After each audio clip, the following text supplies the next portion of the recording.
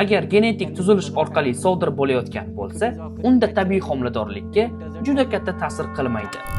Endometriy qavatining ahamiyati haqida gapiradigan bo'lsak, ikkita ssenariy bo'yicha ketsak bo'ladi.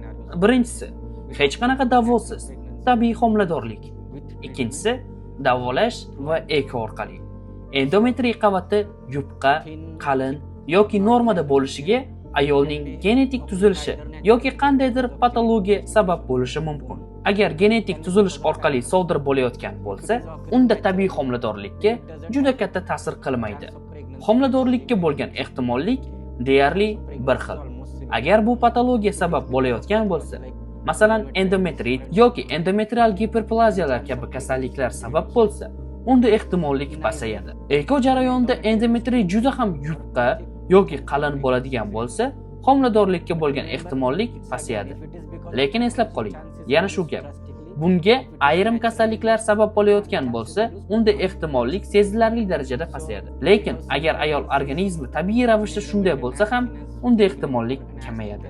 Lekin ko'p emas. Tajribamizda homiladorlikka erishgan eng yupqa endometriyamiz 4 mm, eng qalini 14 mm bo'lgan. Eko jarayonidami yoki tabiiy homiladorlikdami ideal endometriy qavati 9-10 mm hisoblanadi. Agar u yoki past yoki undan baland bo'lsa, homiladorlikka bo'lgan ehtimollik ham shundan kelib chiqib pasayadi.